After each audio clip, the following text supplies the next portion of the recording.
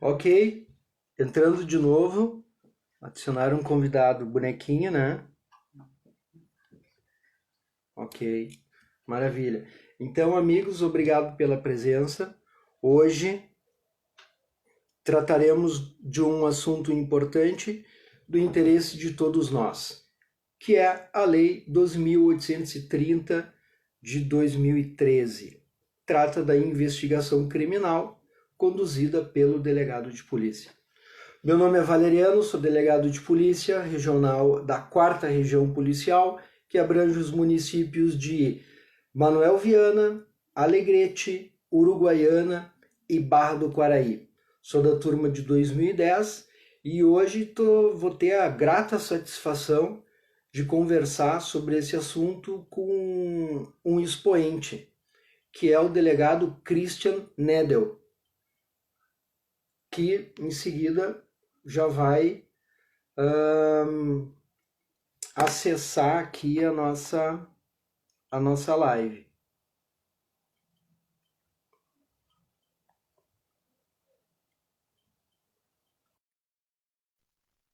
Agora vai dar certo.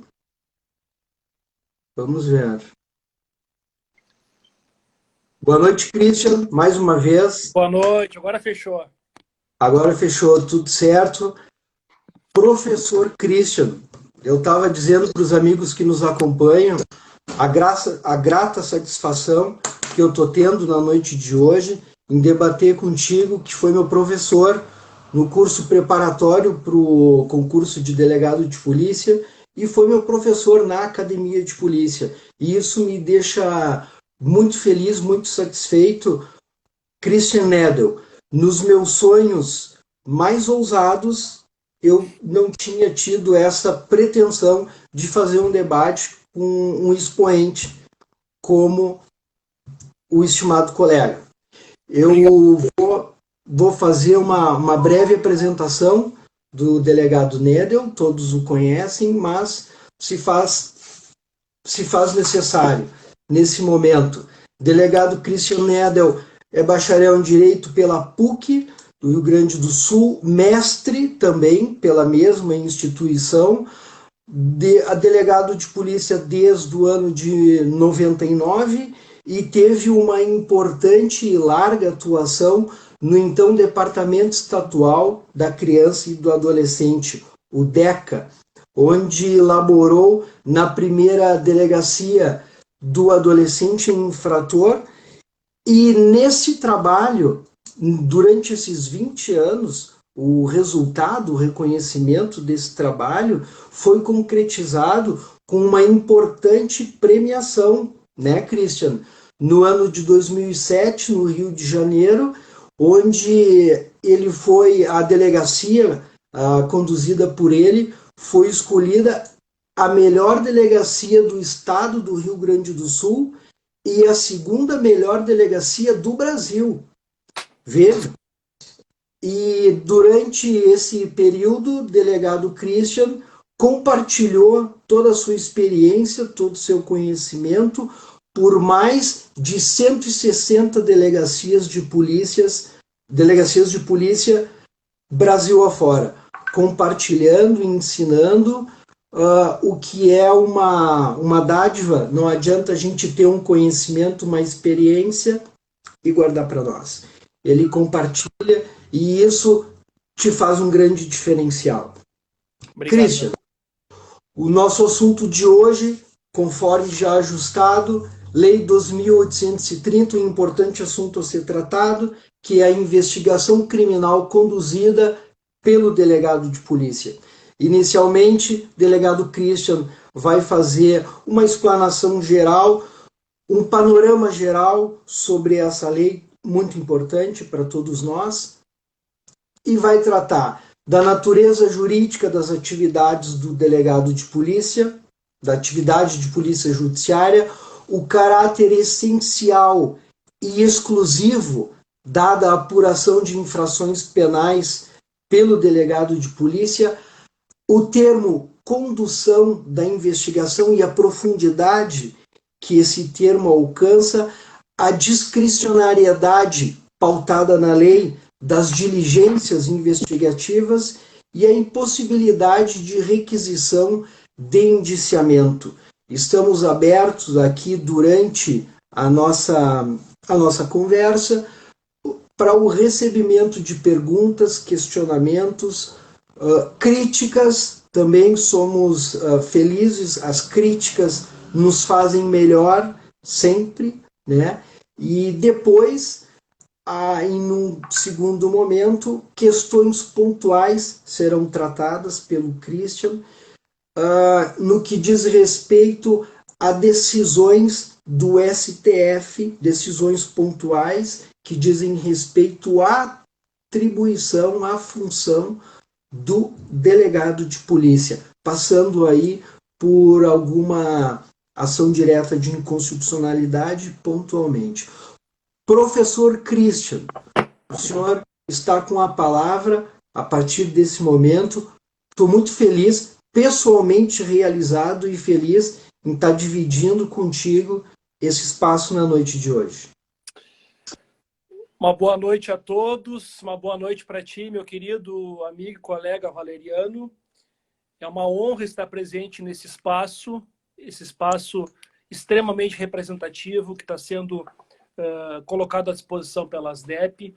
Uma saudação a todos os delegados de polícia, servidores policiais, a todos aqueles que estão neste momento assistindo essa live, né, em tempos de pandemia.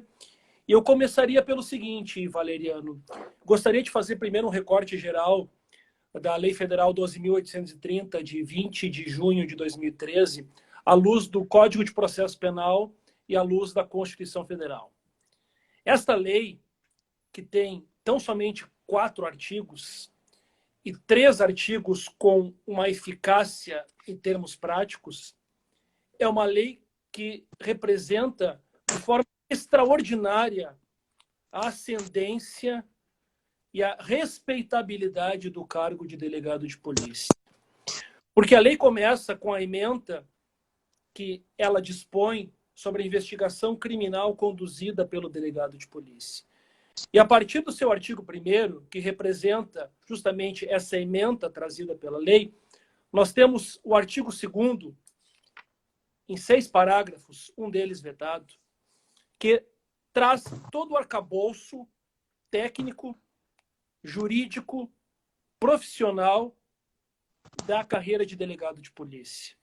Então, começaria inicialmente pelo artigo 2º, fazendo essa análise geral inicialmente da lei, para depois trabalharmos com questões atuais, principalmente com recentes decisões do Supremo Tribunal Federal em ações diretas de inconstitucionalidade que versam sobre essa temática da carreira jurídica e do status da carreira de delegado de polícia. Mas o artigo 2º, ele deixa claro, mesmo que o Supremo possa eventualmente dizer o contrário, ele deixa claro o seguinte: as funções de polícia judiciária e apuração de infrações penais serão exercidas pelo delegado de polícia, que é a autoridade policial, mas aqui a lei fez menção clara à carreira de delegado de polícia. São de natureza jurídica, essenciais e exclusivas de Estado. São carreiras típicas de Estado. Então, a partir daqui, nós identificamos efetivamente, e eu vou trabalhar com isso logo ali depois, que nós já podemos conceber, além do princípio do juiz natural, do princípio do promotor natural, da existência do princípio do delegado natural. E nós temos um dispositivo, que é o artigo 2º, parágrafo 4º, quando trata do instrumento avocatório, com certas restrições, ele está afiançando a existência, e isso já tem doutrina e jurisprudência tratando sobre esse tema, sobre a existência, efetivamente, no nosso ordenamento jurídico, do princípio do delegado natural. Mas esse artigo 2º, caput da lei, ele tem que ser analisado em conjunto com as regras previstas no CPP e com o artigo 144, parágrafo 4º da Constituição Federal. O artigo 144, parágrafo 4º da Constituição Federal, fala que a autoridade policial, que é o delegado de polícia, tem exclusividade para apurar infrações penais comuns. E aqui eu já passo para o parágrafo 1º, que diz que o delegado de polícia, na qualidade de autoridade policial, está fazendo aqui o link, delegado de polícia, autoridade policial. E esse link também relativo ao parágrafo 4º do artigo 144 da Constituição Federal. Cabe a condução da investigação criminal por meio de inquérito policial ou outro procedimento previsto em lei, vírgula. Depois eu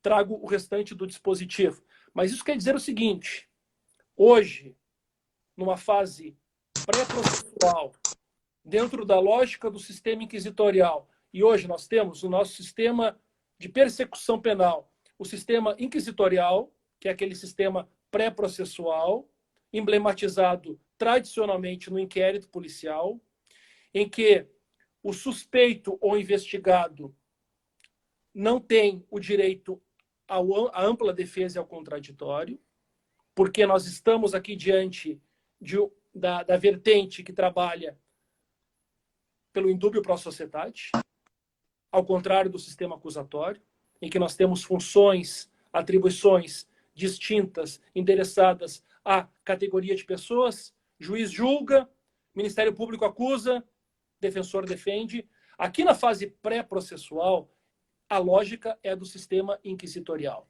em que o delegado de polícia é o camisa 10. O delegado de polícia é aquele que vai emblematizar no procedimento policial a busca pela autoria e materialidade da infração penal. O princípio da verdade real, que muitos refutam, aqui na fase pré-processual, ele é fundamental.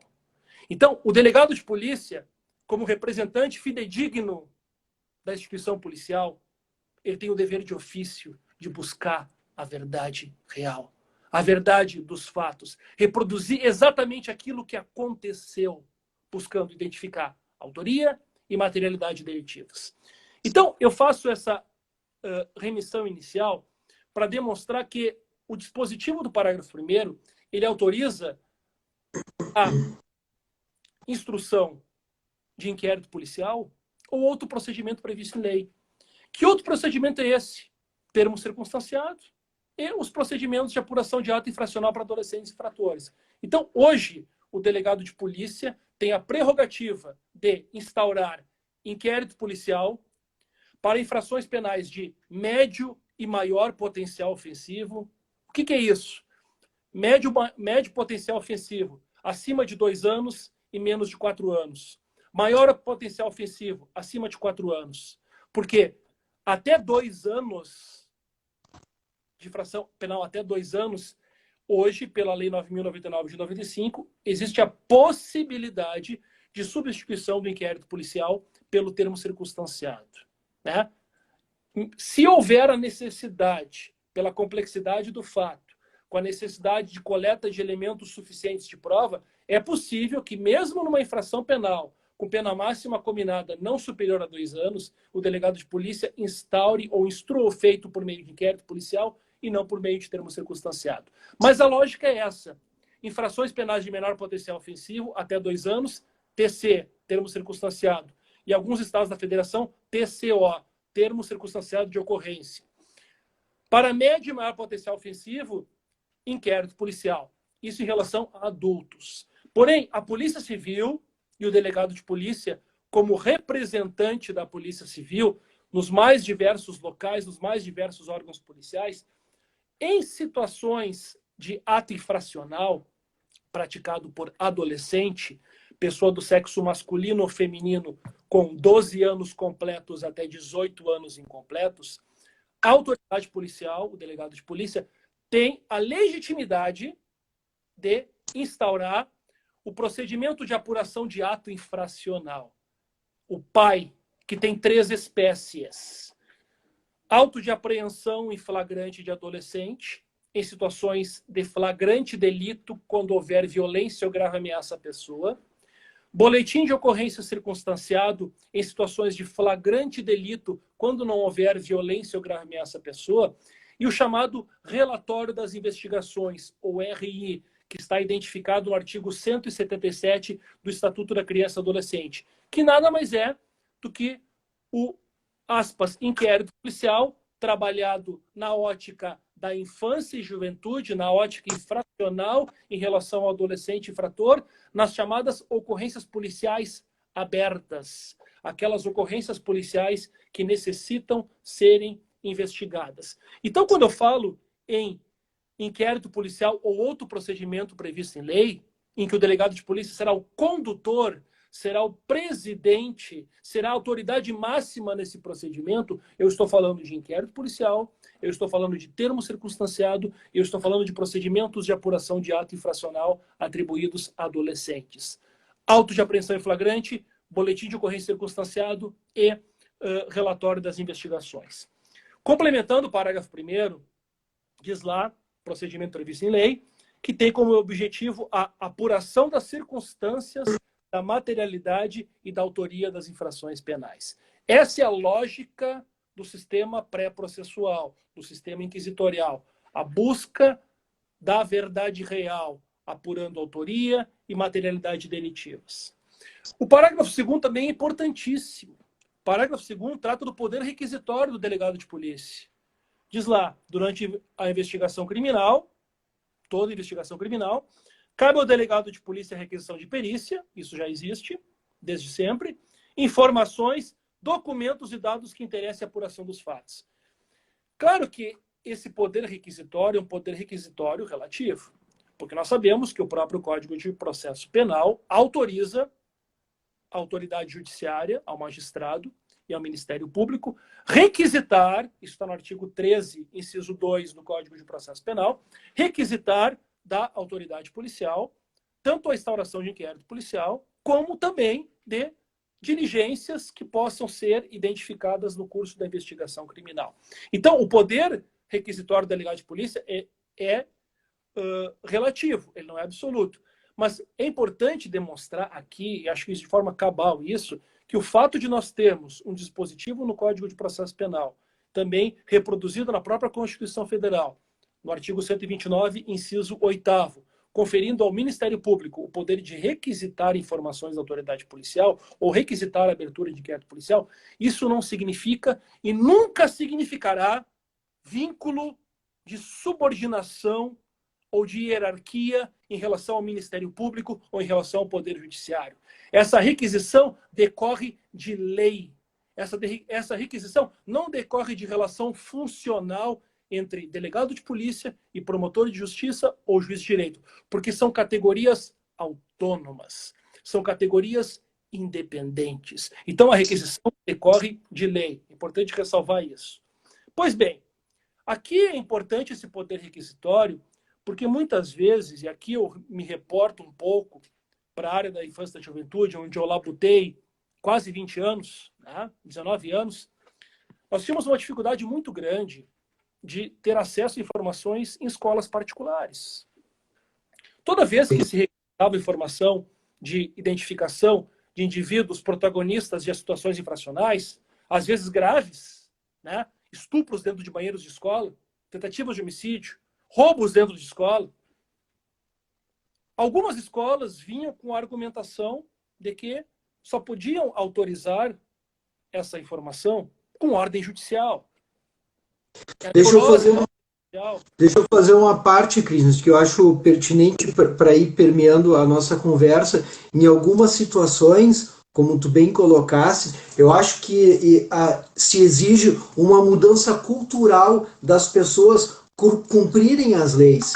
E diante de muitas negativas que eu, na delegacia de polícia, tive, solicitando informações desse teor, por exemplo, eu enviava no ofício o trecho da lei, descrevendo e explicando, olha, você está sujeito a um delito de desobediência. Desobediência, artigo 330 do Código Penal, exatamente.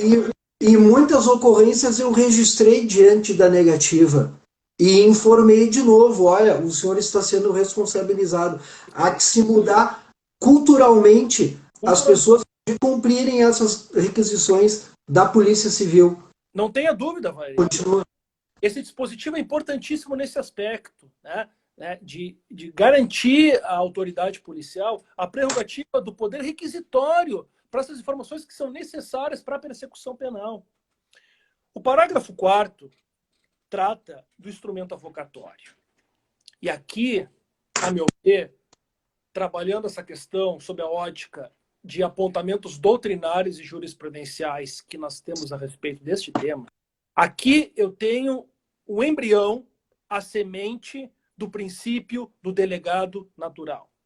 Diz lá o seguinte: o inquérito policial ou outro procedimento previsto em lei em curso somente poderá ser avocado ou redistribuído somente por superior hierárquico, mediante despacho fundamentado, por motivo de interesse público ou nas hipóteses de inobservância dos procedimentos previstos em regulamento da corporação que prejudica a eficácia da investigação. Então, infelizmente, Brasil afora, antes da Lei 12.013, nós tínhamos situações que simplesmente, dependendo de interesses políticos ou de outras questões, havia a vocação do inquérito policial e era retirado de cena aquela autoridade policial que estava investigando aquele fato e colocado outra pessoa. Sem uma explicação plausível, sem uma justificativa plausível, isso não existe mais. No momento que nós estamos começando a engessar o procedimento avocatório, nós estamos garantindo, de uma certa forma, que existe sim um delegado natural. O delegado que foi investido para aquela investigação, em princípio, ele tem que ir até o final daquela investigação. Se tiver um fato ou uma circunstância que modifique este cenário, isso tem que ser apontado de forma fundamentada. Então, essa vertente que já existe para o juiz, e é constitucional, para o promotor, e é constitucional, nós também, a partir da Lei 12.830 de 2013, podemos conceber também em relação à figura da autoridade policial. Mas a remoção do delegado de polícia, embora não exista uma inamovibilidade, a remoção ela tem que se dar por ato fundamentado. Então, não gostei do que tu fez, tu vai lá para não sei aonde. Não, tem que fundamentar, tem que justificar. Não quero sair daqui. Por que tu vai me mandar? Tem que ser fundamentado. Então, isso de uma certa forma também é mais um ingrediente dentro dessa análise que pode ser feita em relação ao princípio do delegado natural. O parágrafo 6º é fantástico. E aqui eu faço coro, eu vi entrando na nossa live o nosso presidente das DEP, doutor Pedro, uma satisfação, doutor Pedro. Um grande abraço para o senhor. Tenho muita admiração pelo senhor, né? E muito feliz que o senhor está à frente da nossa instituição. O doutor Pedro, agora, pouco tempo atrás, naquele caso que aconteceu, né? Não me recordo agora qual é a cidade, onde houve onde não houve o indiciamento de um policial militar, numa situação que aconteceu, de legítima defesa putativa, enfim. O doutor Pedro, né, como presidente das DEP, ele identificou e firmou a questão do indiciamento, que o indiciamento é privativo. Deixa eu ver se até acho aqui nos meus... Eu separei aqui, não estou localizando aqui nas minhas anotações, mas eu separei essa manifestação do Dr. Pedro Rodrigues, que foi extremamente oportuna.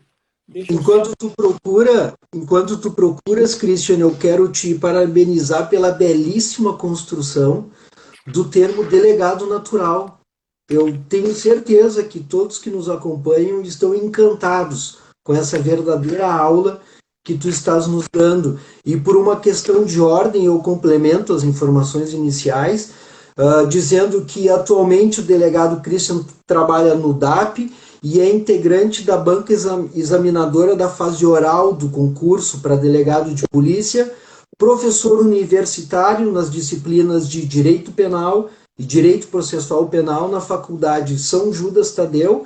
E uma coisa importantíssima que se soma a tudo isso, ele tem obras publicadas, delegado de polícia publicando obras. Outras carreiras jurídicas têm que ler os entendimentos por um olhar de um delegado de polícia. Daí a importância de ter nos brindado com o direito da criança e do adolescente, ECA, para concursos públicos, com atualização legislativa da editora Sapiens, e Manual dos Delitos para concursos policiais, da editora Juspódio. Achei aqui. Pois bem. Delegado Pedro Carlos Rodrigues, lá no dia 23 de junho de 2020, naquele episódio, até alguém colocou aqui DP de Amaral, foi DP de Amaral. O título é Indiciamento é ato privativo do delegado de polícia. E é exatamente essa a dicção do parágrafo 6º do artigo 2º da Lei 12.830 de 2013.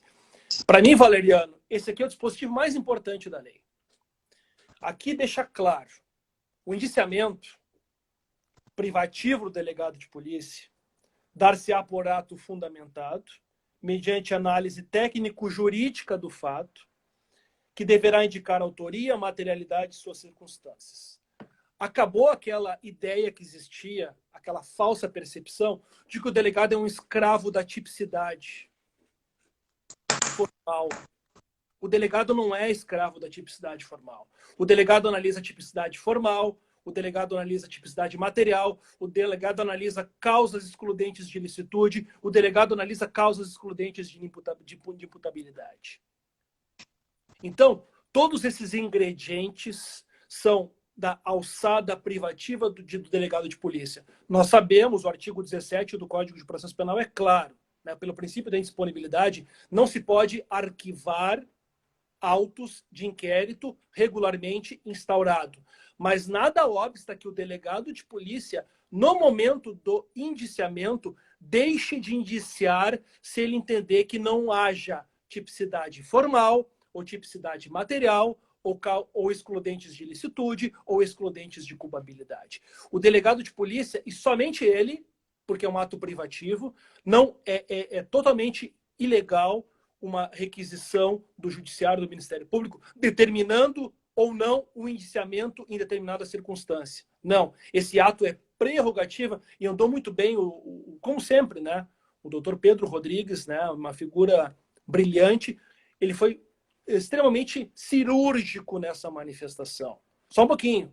O delegado de polícia é que decide. E ele decide de forma fundamentada. Por quê? Porque ele é bacharel em direito. Porque ele tem toda a prerrogativa de poder afiançar, identificar as circunstâncias do fato, identificar a autoria, identificar a materialidade, e se ao final ele se convencer que há uma causa excludente de tipicidade formal ou material, ilicitude ou culpabilidade, ele pode deixar de indiciar com este argumento devidamente fundamentado. Então, o parágrafo 6º, ao meu ver, ele é fundamental, ele é o mais importante dispositivo que nós temos nessa legislação.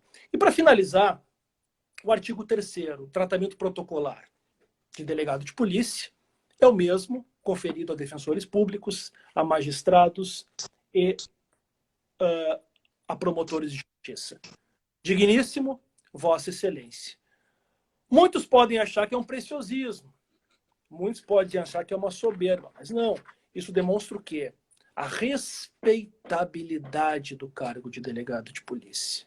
A respeitabilidade da investigação criminal conduzida pelo delegado de polícia. Nós sabemos, além daquelas investigações policiais que eu retratei ali para vocês, nós temos também formas de investigações extrapoliciais, né?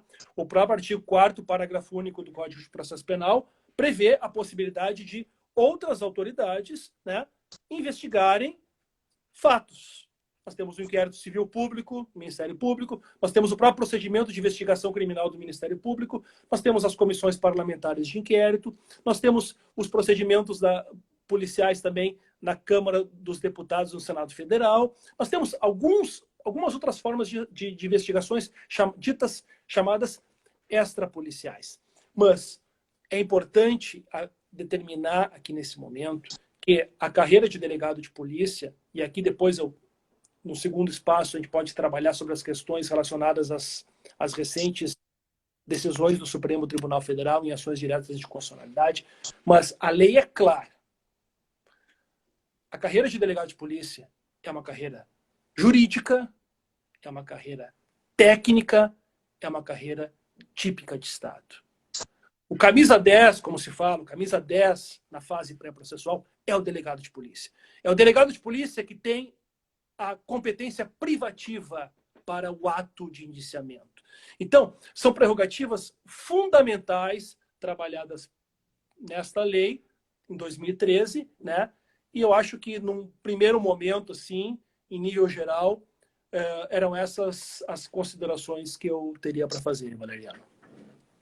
Tá ótimo, eu concordo contigo em relação ao tratamento protocolar. A gente detém uma parcela significativa da autoridade estatal e o teor e relevância da responsabilidade disso. Não é por mera pompa ser tratado por excelência. Nós temos uma responsabilidade muito grande. E eu fico aproveitando essa ferramenta. Eu sei que tu dás aula na São Judas Tadeu, aqui em Alegrete, eu dou aula na Urcamp, e veja a importância de um delegado de polícia dentro das faculdades de direito. Até para lecionar de uma maneira técnica e isenta, mas também sob esse olhar da questão técnica da nossa carreira de delegado de polícia. Perfeito. Tá ótimo. Pois não. Valeriano, não sei se tu vais fazer um questionamento específico sobre as ADINs para a gente conversar ou... Eu quero comentar contigo a ADI 5520. O STF declarou inconstitucional dispositivo da Constituição do Estado de Santa Catarina que conferia tributos diferenciados ao cargo de delegado de polícia, classificando como atribuição essencial a função jurisdicional do Estado e a defesa da ordem pública.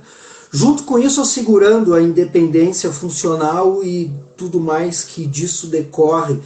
Tu acha que isso enfraquece um pouco, de certa forma, a atividade, o controle externo do Ministério Público na atividade policial? Acho que pode haver algum prejuízo em relação a isso? Acho que não, mas, infelizmente, a forma como foi vendida essa decisão é incentivada. Pois é. Sabe como é que foi vendida essa decisão, Valeriano e colegas? O Supremo não reconhece a carreira de delegado de polícia como uma carreira jurídica. A mensagem dessa decisão que foi veiculada na mídia foi essa. E se tu for olhar a emenda, não é nada disso. Porque essa emenda, a emenda dessa decisão, o Supremo Tribunal Federal, na ADI 5520, ela é direcionada especificamente a uma emenda constitucional, a Constituição de Santa Catarina, a emenda 61 de 2012, em que a pretensão desta emenda era incluir a carreira de delegado de polícia dentro do rol da categoria de agentes com função essencial à justiça, que hoje é o Ministério Público, são os advogados públicos, os advogados, né, e os defensores públicos. Então, há um vício de origem aqui. Porque, de forma alguma, essa decisão do Supremo Tribunal Federal modificou o status de carreira jurídica de delegado de polícia. Apenas não reconheceu a categoria delegado de polícias dentro do capítulo da Constituição Federal relacionado às funções essenciais da Justiça, do artigo 133 e seguintes, Ministério Público, 127 seguintes, Ministério Público, advogados, defensores públicos, advogados públicos. Por quê? Porque o delegado de polícia está dentro do capítulo que trata da segurança pública, com vinculação direta ao governador do Estado. E apenas por uma questão tópica foi declarada a inconstitucionalidade da lei, mas de forma alguma retirou o status de carreira jurídica. Então, particularmente, eu vejo assim com muita tristeza, no primeiro momento, a forma como foi vendida essa decisão. Ela, em nenhum momento, retira o status de carreira jurídica de delegado de polícia. E mais, o delegado de polícia, ele é isento, ele é imparcial. E a isenção e a imparcialidade do cargo do delegado de polícia numa fase pré-processual, eles estão diretamente relacionados a princípios constitucionais da impessoalidade e da moralidade, que são princípios que regem a administração e que se aplicam à carreira de delegado de polícia. Então, nós temos que identificar que o nosso sistema de persecução penal ele tem dois momentos. Um sistema inquisitorial no primeiro momento, em que o delegado de polícia tem a gestão dos elementos probatórios, a gestão dos indícios, com busca da verdade real, em nome do indúbio para a sociedade, e esse delegado de polícia não pode ser parcial. Ele é imparcial, ele é isento, e isso representa efetivamente aqueles princípios da impessoalidade e da moralidade. Então, me parece que a decisão ela está relacionada apenas à disposição tópica de colocar os delegados de polícia, que hoje fazem parte da segurança pública na Constituição Federal, no artigo 144, parágrafo 4º, dentro do capítulo que trata das funções essenciais da justiça. O delegado de polícia não é sujeito processual. Sem dúvida não é. O Ministério Público é sujeito processual. O advogado é sujeito processual. O delegado de polícia não é sujeito processual. Talvez por essa razão o Supremo tem... Talvez não, com certeza por essa razão, o Supremo declarou a inconstitucionalidade da emenda. Mas não que isso represente, né, de uma certa forma, alijar a carreira jurídica que está consolidada em lei para os delegados de polícia. Tá certo, muito bem. Eu acho que um amadurecimento necessário a que vir, né? Para que a gente tenha posicionamentos mais favoráveis. Sem dúvida. Nós temos muitos comentários aqui dos nossos colegas. Eu agradeço a participação, o prestígio que estamos tendo nessa noite. E eu te encaminho uma pergunta, Christian, que diz respeito, voltando ao poder de requisição, o alcance desse poder de requisição naquelas questões onde eventualmente poderia ser invocada a cláusula de reserva de jurisdição, naquelas questões envolvendo o efetivo sigilo, questões bancárias, fiscais. Temos tudo isso. Como é que tu encara isso? Temos... Não, justamente. E aí, como é que fica? É mais uma situação que demonstra a importância da presidência do inquérito policial para uma autoridade isenta, para uma autoridade imparcial, para uma autoridade que tem autonomia para indiciar pessoas nas mais variadas circunstâncias, em período político ou não.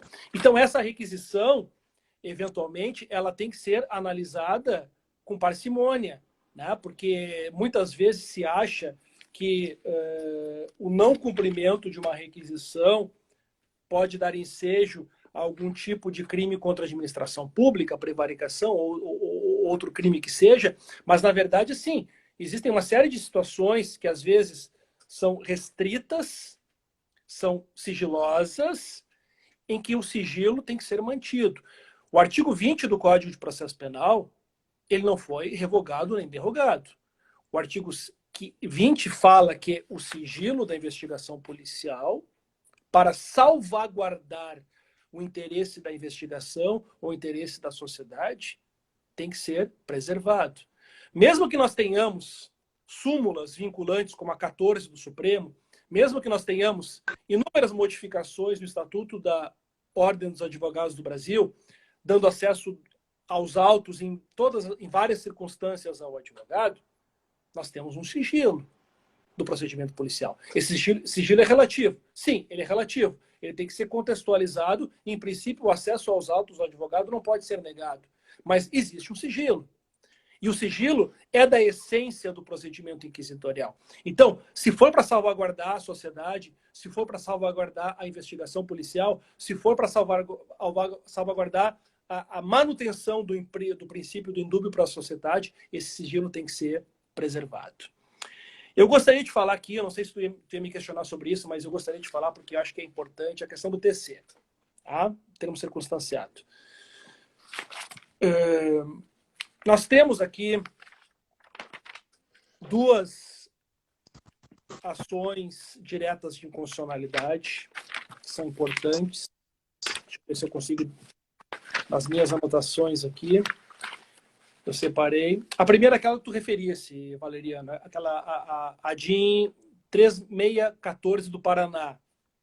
Aquela situação que sargentos e subtenentes teriam condições de poder instruir procedimentos em delegacia de polícia. Essa decisão é antiga, essa decisão é de 2007, mas nós tivemos agora, recentemente, em 2019, tendo como mote inicial essa decisão, uma decisão da Associação dos Delegados de Polícia do Amazonas, a DEPOL Amazonas. Em 2012, pleiteou a inconstitucionalidade de dispositivos relacionados à Constituição do Amazonas, Constituição Estadual do Amazonas, que permitiam a policiais militares lavrar termo circunstanciado de ocorrência.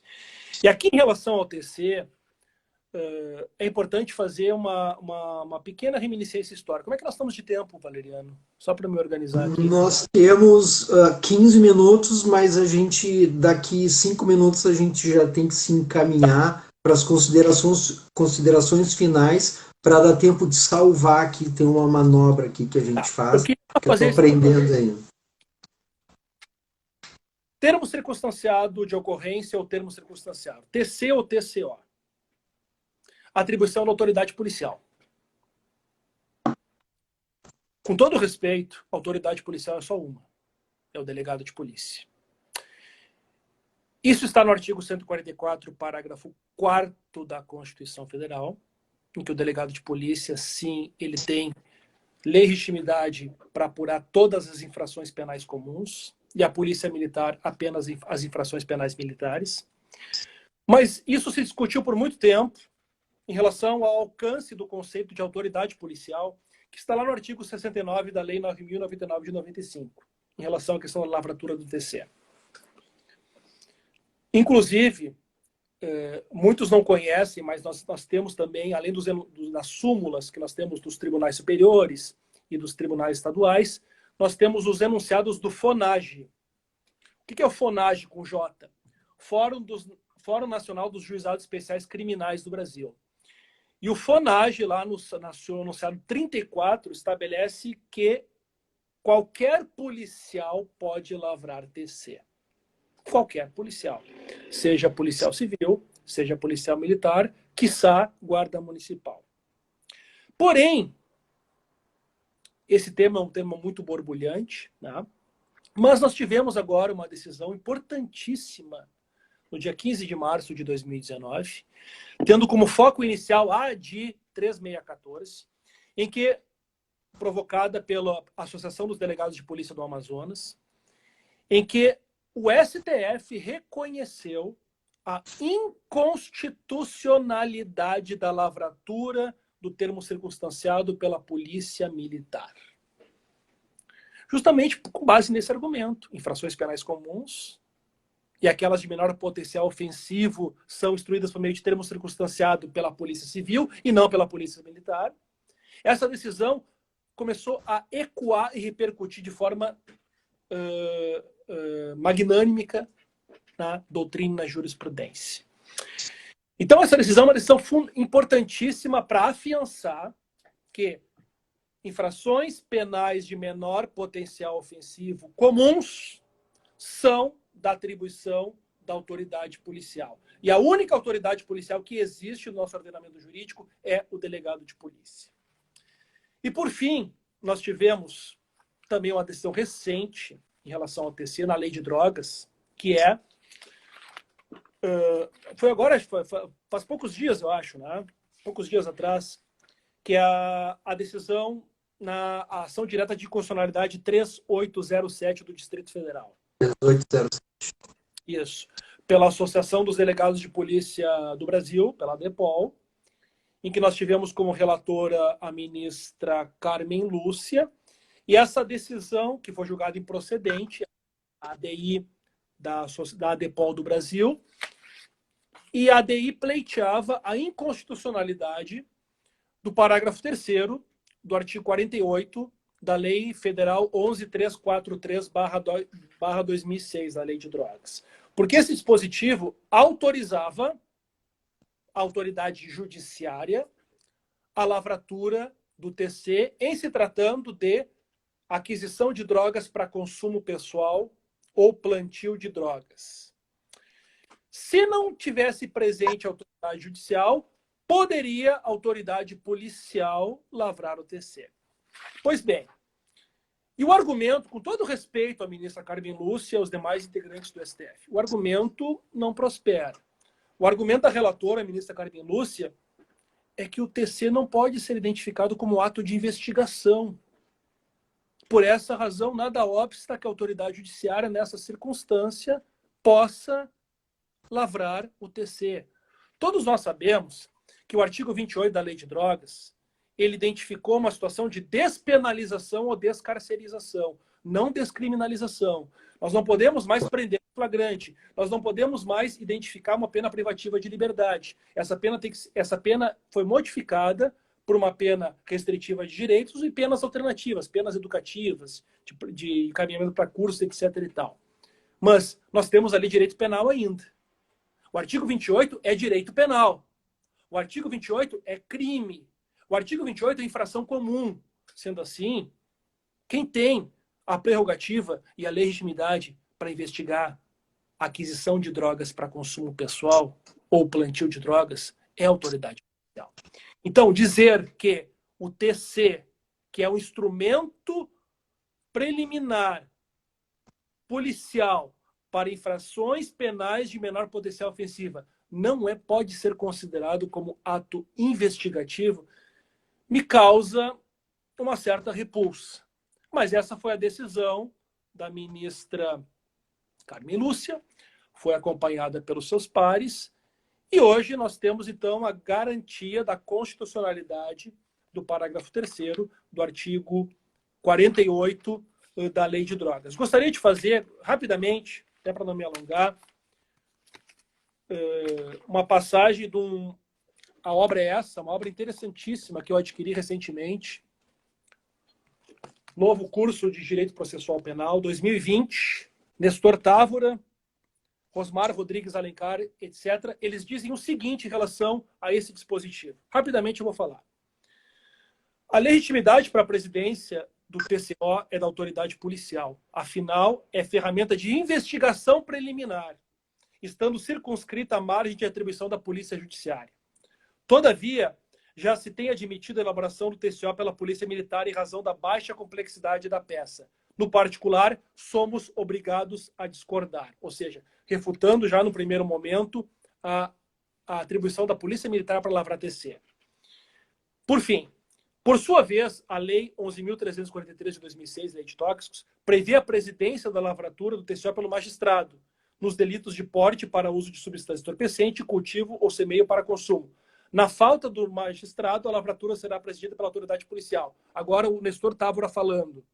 Na atual ordem constitucional, não cabe ao magistrado este papel, razão pela qual entendemos que a previsão é flagrantemente inconstitucional. Nós temos aí a situação do juiz de garantias que está suspensa por tempo indeterminado.